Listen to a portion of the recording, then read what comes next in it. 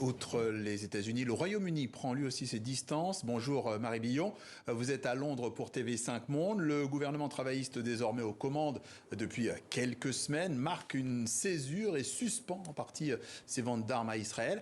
Comment l'actuelle administration de Keir Starmer justifie-t-elle ce choix ? Alors en fait, le gouvernement de Keir Starmer avait entamé un examen des licences d'exportation d'armes britanniques vers Israël dès son arrivée au pouvoir en juillet. Et le rapport qui vient d'être rendu au ministre des Affaires étrangères force David Lammy à conclure, je cite, « Il existe un risque évident que certaines exportations d'armes britanniques vers Israël soient utilisées pour commettre ou faciliter une violation grave des droits internationaux ». David Lammy a précisé cependant que ce n'était pas un jugement sur la culpabilité d'Israël, mais que la décision restait donc sous évaluation constante.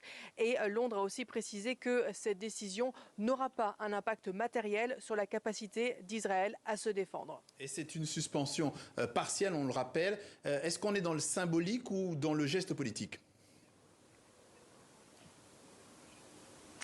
C'est une décision symbolique, effectivement.